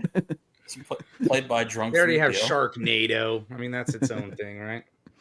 Oh, Cocaine Sci-Fi Sharknado. Channel. Good Sci-Fi for that Channel one. had all sorts of shit back in the day. I remember Mansquito. There was like a gazillion different giant mosquito movies on Sci-Fi Channel for some reason, and then they would have like basically giant of every animal and make a movie off of it. Did you guys ever watch Yeah. Krypton on Sci-Fi? I never got a chance to check that out. I think I saw No. one episode. There are one of the Zods are black. Two, So That's the first observation Ryan has. it's You gotta impossible. stay to consistent. know. It's Black History Month. He's trying to promote. look, Come on. listen, man. You know Ryan secretly What up, uses G? that Elon Musk hand gesture in private, and he teaches his dog to do it. I don't have a dog, so you're lying. But I It's throw my okay. heart I'm out to already a you. hypocrite, Ryan. My brother convinced me to download Marvel Rivals. I know. The communist hater is playing the communist game. I know. Oh my gosh. I know. How dare you, I haven't commie? spent any money on it, and I mod it to hell We in got my him. client side. I know. Oh, I'm a no. hypocrite. Oh no. What are you gonna do? You can't type free to bet in the chat. Oh my god. Actually, Play this game. I got text chat banned for typing Tiananmen Square too many times. I know John's been trying to convince me to play Marvel Rivals too, but I'd rather just brutalize people in the old school Punisher. I bought the pervy Psylocke skin. I did give them a little bit of money. Of You course you mod- did. dude, I just modded my Luna Snow to be goth and wear Look. even tighter shorts. If I'm gonna stare at an ass, you're either staring at Venom's ass because his ass is fucking prominently displayed. and- It's kind of Wait till Emma Frost. Once Really? Emma Frost Really? drops, Mr. Fantastic all the is simps flatter will than be out. me. And now that Spider-Man 2 is now on Steam and PC, the very first mod they add is reworked MJ face. Well, they added they had a buy. I was looking through the rest of the skins because I had some of the credits or whatever Bro, left over, and Invisible Woman skin. Oh my god. but they had a Scarlet Witch from Multiverse of Madness, and they throw this big billowy shit on her. I'm like, why the fuck would I buy that? That's stupid. It's Well, the exact opposite yeah, of they're- selling to me. What they're doing is they're pulling skins from like previous appearances, right? Because Right. on every skin it tells you when it was first debuted and appeared in media or anything. If they were really smart, they'd do the Marvel swimsuit issues of the '90s and throw them on all the females. Look, and, man, if anyone's yeah. gonna Make do all it, the kinds of fucking money. Chinese will. I've got Like, videos on all those. fucking be real. Like, let's be real. How much money do you think Marvel Rivals is clearing in a month? Like in a quarter? We'll go in a quarter, right? Just think about that because they have 250 to 250 to 300 million. Yeah, but everybody has the criticism is Black they Iron Man front-loaded skin. it. Oh no, they front loaded like all the best parts of the content. Like, oh no. No, so dude, they're projecting to make 1.4 billion in a calendar year, basically. Wow. Yeah, dude, they're On a free to play game. On a free to play game that has over 400,000 concurrent players on Steam alone. On Steam, yeah. And it's on consoles too. Which means it has at least one more because I play it Make on PlayStation Marvel 5. misogynistic.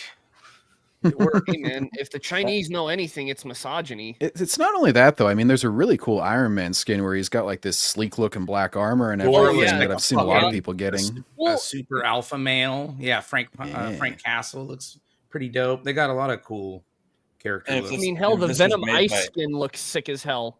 Oh, I've seen that one a couple times. Yeah, I thought it was a that different was from the character winter at first. event. Or no, that one you had to get if you played beta, and then there was a winter skin that was also cool. But there's or maybe there's a Venom icon you got from the beta.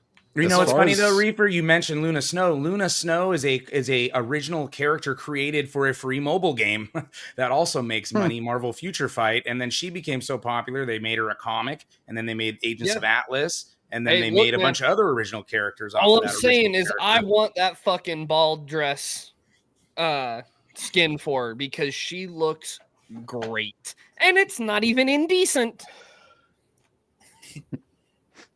But I'm also probably only John. I'm only I would say about 2 hours away from having a Lord Luna. Oh, yeah. So that's how much time I've put into this game already. Yeah, I've just been kind of off and on between other things. It's nice to have like a free to play where it's just like shorter kind of games you can jump in. But what was I?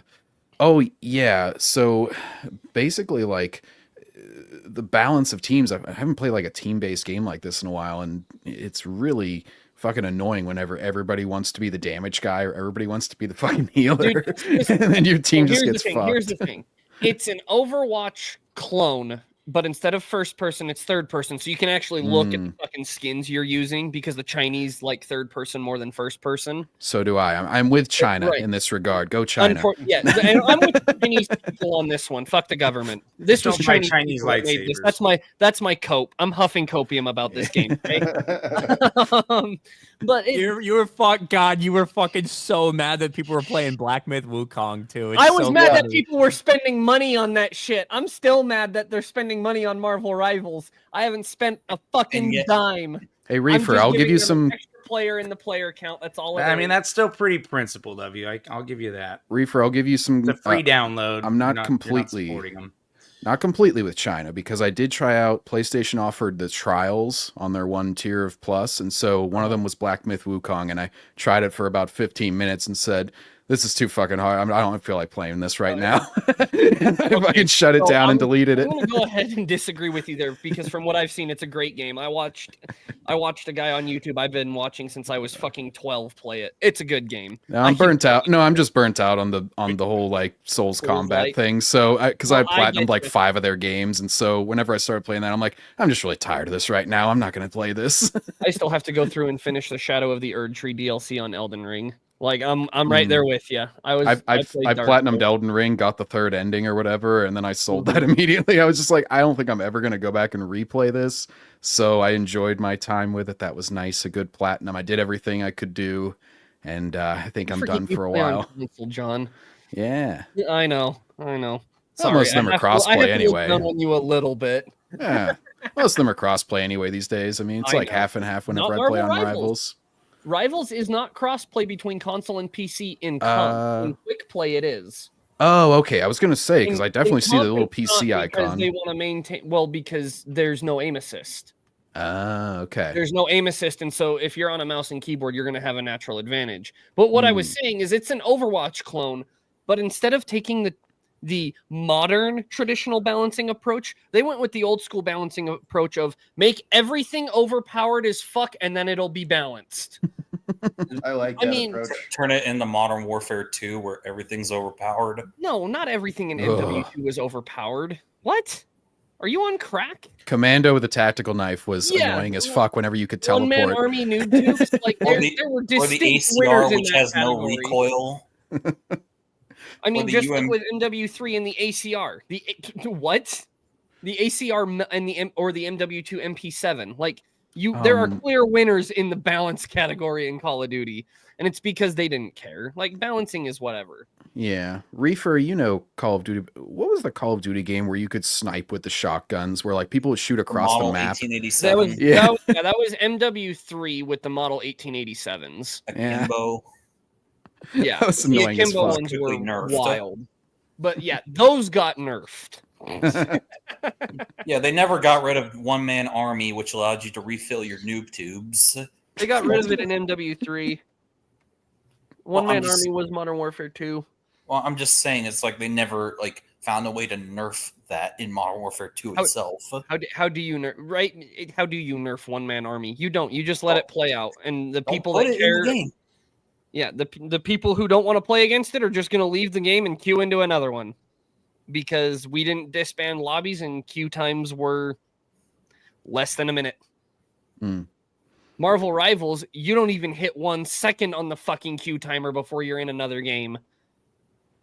A lot of motherfuckers playing that shit right now. That's what I'm saying. Choose Violence for 2. Iron Man 2 is the Spider-Man 2 of the MCU. Huh? What is that? Sam Raimi's Spider-Man 2? Is he talking about?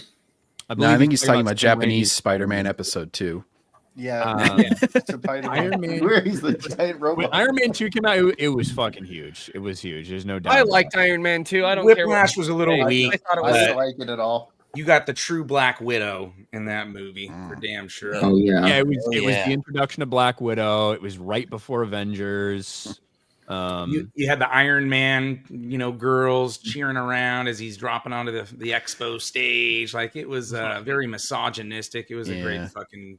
Did you ever see the behind the scenes of Scarlett Johansson where she walks in the Black Oh, Widow yeah. suit right in front of Favreau. Favreau and Now everybody, and they're she- just Oh, yeah. like, And And Favreau's like, everyone "Oh, stares at yeah." her ass. Yeah. Yeah, we can all replay that gif to every time Scarlett Johansson is like, I don't understand why actresses are so sexualized. It's you Yeah. don't get these roles anymore. Oh, okay. Well, that's because Scarlett Johansson got to a point where she's older, and now there's some looks women good out for there her who are age. actually hotter than she is now, She and still she's looks good for her age. jealous. She's reached her like I'm old now, so now I get to be a feminist because I can't use my looks for money anymore. Darth Pause for $5. Ryan, thoughts on people that call NJO slow but have only lost to a 3-hour audio? listened, I think he meant to say. Oh, only listen to a 3-hour audio book. They also called Skeleton Crew fun, but NJO slow. Well, I haven't seen Skeleton Crew, so I can't really give an adequate comparison on how that is between that and New Jedi Order. So I wish that one of the good things that has come, one of the very few good things that has happened in the expanded universe with Disney purchasing it, is we've gone back and some of these things that didn't have full audiobooks, that instead had the shortened ones, the abridged audiobooks. Abridged audiobooks are trash. They fucking suck. Mhm. They're awful. And no, you are better off not listening to an audiobook period than listening to an abridged audiobook.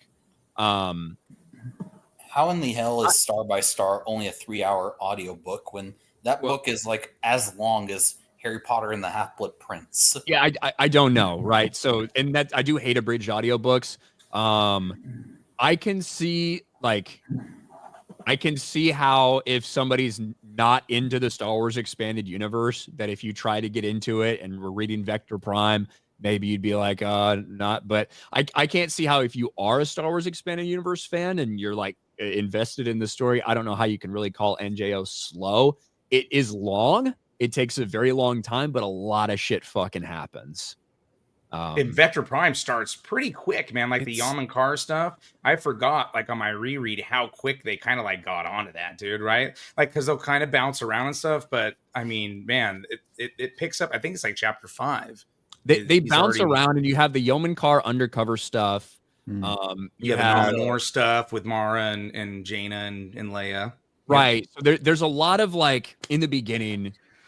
One, we don't have like a villain. It's like a time of kind of strangeness from the New Republic. You've got all these little battles, these skirmishes that after years are picking back up again, including where they go. So there's a lot of kind of, you think that there's going to be a lot of politicking involved, and the Jedi are really kind of questioning, not Luke so much necessarily, but the Jedi as a whole are questioning their role in some of these things.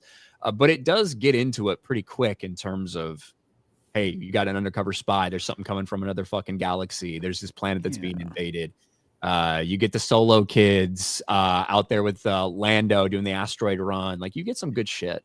When you get them coming up to Helska 4 and all that, like the whole Villips like coming through the wind, like it totally gave me like the Abyss / Terminator 2 like vibes, like the way that he describes the Villips coming in through the windshield and then she ends up blasting it with the blaster. Like I don't know, it's like the real like Ari Salvatore did a good job with like a lot of the you have Kip's dozen, like you have Kip's dozen getting fucking annihilated and he barely escapes, and that whole scene of him like trying to stay on his starfighter, almost losing his lightsaber, using the fort. Like there's lots of cool action scenes. I think so too. Well.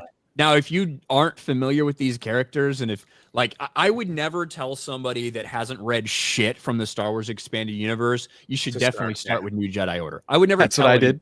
I would never tell anyone that though, because I feel like a lot of it is kind of relying upon you knowing a little bit about the history of some of these characters and understanding who Kip was, where he came from, what he's done, having some knowledge about the Solo's children and things like that. And so I would never recommend someone that has no idea what they're fucking talking about or has never read any EU before hopping in with that book or that series. But I certainly wouldn't call it slow. John did, though. He did a good job. Yeah, I mean, they do. I can say from that perspective, they do a pretty good job of hinting at things. Like, there's certain things that I've just heard about in the ether, like Mara Jade, how, you know, she starts off as evil. Like, I knew that in general. I don't actually know, like, the details of her story or of a lot of these, but, like, it's sort of the first... Is it the first in-depth thing with the Solo kids? Because it seems like it's somewhat introducing a lot of them in the way if you don't read the YA books, like I haven't read Young Jedi Knights, right? But that's a YA series with the Solo kids, right? So again, when I did the EU, I went from like Jedi Academy. They're very young, right? There are some role that they play like towards the end of the trilogy and stuff. But it's Jason primarily. But like the tough thing is the Jedi Academy trilogy is like pretty important for a lot of things that happen and things that happen in the future, whether it's Kip, the Sun Crusher, Admiral Dala, like all the Maw, all of this stuff is like very important to things that happen in the future, but I don't like it as a series very much. Yeah, it kind of I don't think Luke, I like the I don't think Luke is written particularly well. He's kind of an idiot. Yeah, I always, but me and Matt Wilkins always argue over it. But yeah, I don't particularly. It's very important, and the Jedi Academy does a great job of weaving in all these different elements from other expanded universe stories, comic books, everything, which is great. There are just some things about the story itself that I don't like. Yeah, and you'll see, John, when you get to like Dark Tide, Onslaught, and Ruin, you may not kind of notice them, but they are referring to a lot of events from Jedi Academy and stuff with the Sun Crusher and with the Maw and all that when they're trying to find, because that's when now I forgot Deshara Kor, right? I can't remember her name now. She's trying to get information regarding a super weapon because of what happens in Vector Prime to Miko Reglia. So that's like her mission to try to get that. And so they have references. And it's funny because when we talk like about the story group and they at first where they weren't considering including any of the Bantam stuff, they really did like a lot in those first books. But then when you get to Lucino's book, when you get to the Jedi Eclipse and what the hell is the first one? When you get to that duology, man, Lucino just dumps like all kinds of Bantam era stuff all throughout the book, man. Because Lucino's good at doing that. He does it in Plagueis too. But I think it's like Matt Wilkins does say, like the EU rewards the reader, right? You can read different parts of it and enter at different parts, but once you like consume the other parts that you didn't and go back to some of those books, especially like Plagueis, right? Like I can say as a standalone book, even not Star Wars, Plagueis is just a really well written book. But the like more if all you've done is watch the prequels, like you can still get a lot out of Plagueis. Like you can still get a lot out of that book in and of itself. But if you've read everything else, it's fucking mind blowing all the different things they pull in. It is like when I did my review with Raging Rhino, like I think I had read it like 8 times. He had read it 7 or 8 times, and we were still finding things on the reread before we prepped for the stream, like that we didn't realize, like from the first however many times before we read it. So it's pretty awesome. And that's something I've always liked about the EU is like not even if you are not familiar with everything, they give you enough information so that you can still enjoy the book as a standalone, because I was introduced to the EU through the Young Jedi Knights series, which introduced which had the twins and Tenel Ka and Zack, and this was all information that was introduced in previous books, but I still had enough context to know pretty much what was going on, and I was still able to enjoy it. But once you start to read other stories and they reference back to what you've already read, it starts you start to get the bigger picture. For example, at the beginning of Legacy of the Force Invincible, there's that flashback chapter to Jason and Jaina in the Shadow Academy, and when I read that, I was like, I remember that because I read that. Every single chapter in Invincible starts with a joke from Jason from the Young Jedi Knight series. Exactly, and I hadn't read it, but I knew whole what it was evolution, referencing. Yeah, that's awesome. Well, as far as the pacing goes, I always say this with Lord of the Rings when people say, "Oh, those movies are so long." It's you can have as much content and the pacing to be appropriate to the story. Not every story is going to need 19 books, but this is a galaxy-wide conflict with a lot of characters, multiple generations of characters. So whenever you're reading a book about it, it's not like it's going super slow. They're all moving ahead their stories every chapter. There were only 3 or 4 chapters of Mara Jade, and I think she was with Anakin in I think it was Onslaught, and it was but there were only a few scenes, but it jumps around. In the Game of Thrones books do this too, where they'll have certain characters and they jump around to different chapters for each of them. You have it never feels slow. Chapters and your Tyrion chapters. Yeah, well, Ryan, you're a big Harry Potter fan too, right? I mean, obviously, and I've said this before, but because I don't read Harry Potter, but obviously Harry Potter's more children's book, right? That's not to criticize it or anything, but I think expanded universe, the reading level is a lot higher, right? It's more towards Lord of the Rings, George R.R. Martin, whereas Harry Potter's probably I would easier say to grasp, right? I would say the later Harry Potter books and some of the EU is more young adult level, if you know what I mean. Yeah, I don't know if I would say quite up to I'm not saying YA, but I'm saying is New Jedi Order on the same level of digestibility as Song of Ice and Fire? No. But I would definitely say that some of the series, especially when you get into when we get past the Bantam era and you get in the Del Rey era, I definitely think that they're a little more adult books. I wouldn't necessarily classify all of them as young adult, but I read a lot of them when I was a young adult, so it is what it is. The Harry Potter series definitely is geared a little bit younger than that, but it does age up with the books. Gotcha. Yeah, book 4 or so, whenever it got significantly longer than the previous 3, I feel like that was kind of a jump.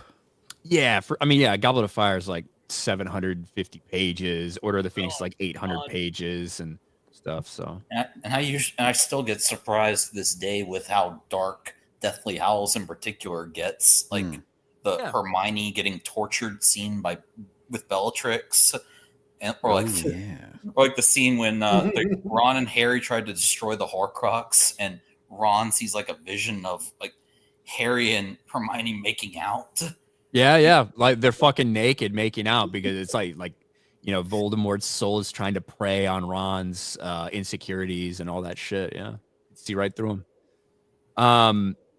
Jeremy the Cyborg. Hello, Jeremy the Cyborg becomes a YouTube member. Thank you very much. With all that being said, guys, we've been going almost 2 hours. Well, an hour and 45 minutes now. Over 500 people watching at one point in time, which is pretty good for this stream over here. So I appreciate all you guys being here. We went on a lot of tangents today. Because we're idiots and they like entertainment. That's true. People do like watching idiots, so at least we qualify. Biggles, what do you got going on, man, with your newly monetized channel? So I'm going to try to put out some videos. I leave for MegaCon Wednesday, so I'll be there all 4 days, and then I leave on that Tuesday after MegaCon. So there will be no streams while I'm gone, but tomorrow I will be doing the Biggles breakdown at 8 p.m. And I don't know what we're talking about. We'll probably just talk about random anime that's out right now. But that's basically what we do. I'll try to get some videos to post while I'm gone, but that's what I'm doing over there. Hell yeah. Sounds good. We'll see you at MegaCon, man. Lore Master Chris, what do you got going on? Nothing really. So all I'll say is Biggles. Sounds like the life. Biggles, love the Trump hair.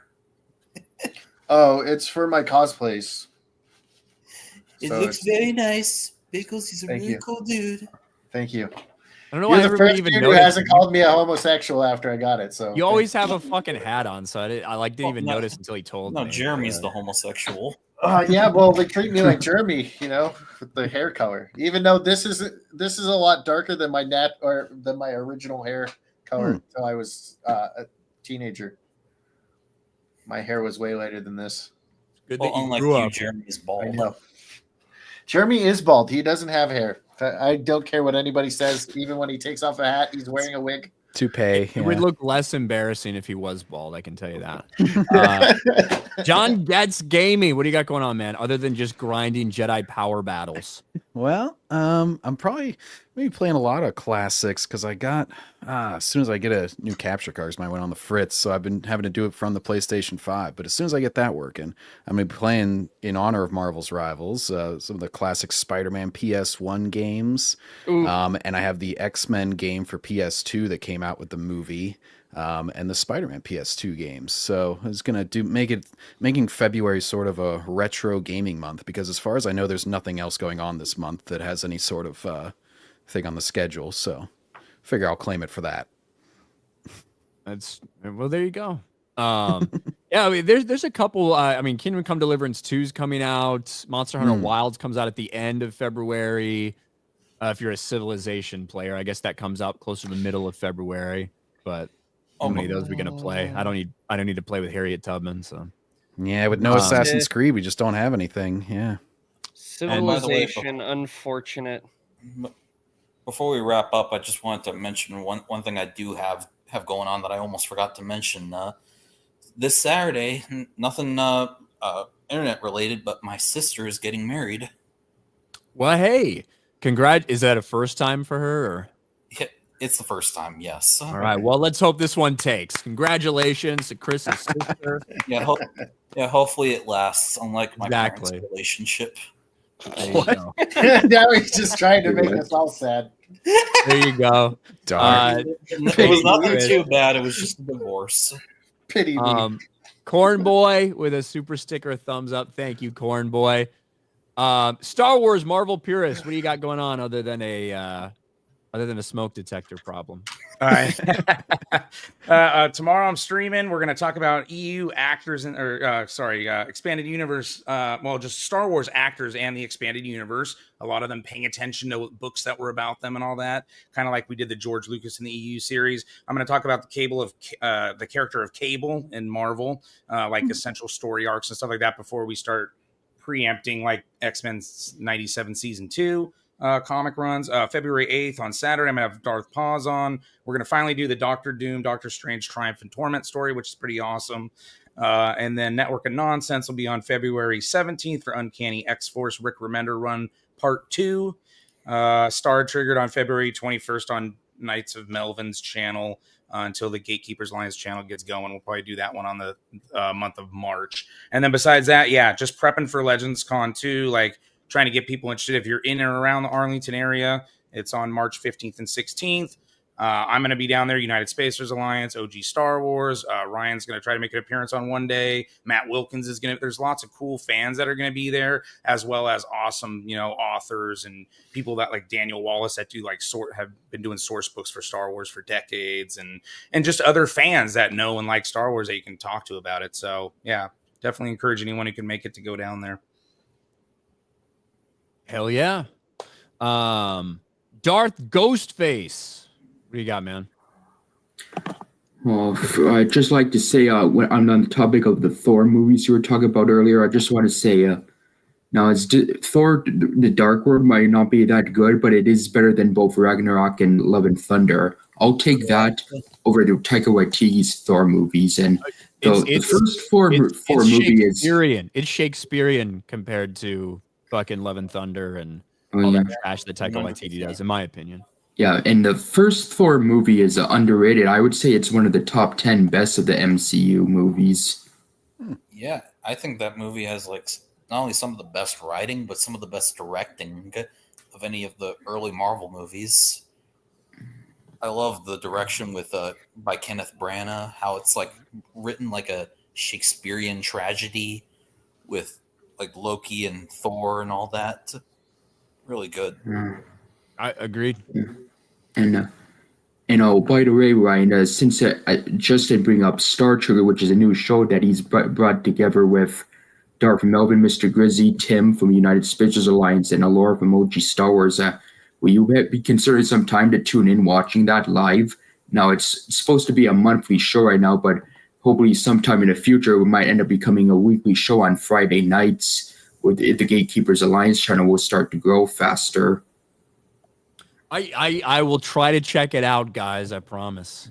Yeah. Obviously, I'm a little busy some Friday nights, but only until a certain time. So I'll try to check it out when you guys do them a little more consistently. Yeah. I'll check it out for sure. I watch a lot. Listen, I watch a lot of stuff. I might not be there for a while, but I'll tune in. I'll have a listen. I'll move on to something else. I try to watch a lot of stuff that's out there. Even if I don't say anything in the chat, sometimes you never know if I might be listening or not. That's because lurking is the only based thing to do on the internet. Commenting's gay. Wow. Yeah, and also depending on what stream I'm in, if I fucking comment in it, might just derail the chat, or they'll ask me something, or they'll ask me to come on. So I just chill. When he says commenting is gay, it doesn't apply to the very kind super chatters in today's chat, of course. And speaking of Star Triggered, purists, I'm sure you're familiar with someone who is not a big fan of the show Star Triggered. Well, fortunately for him, the list is growing. I'm currently taking a robotics program in college, so maybe I can make him a new wife.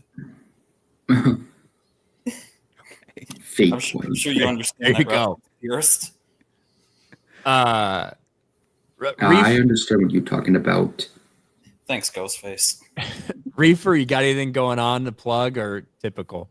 No, I'm not plugging anything, dude. I started online college again. Hell yeah. Yeah. Is that where you find all your friends to play Marvel Rivals with, since now you're sleeping for a Chinese company? I do my assignments and what's required of me, and that's it. Just start sleeping with a super hot Chinese spy while playing Marvel's Rivals. I'm not working with the commies. Damn. Oh, no, that's good. I'm glad you found your Chinese game. Yeah, I know, right? Good. That honestly is it.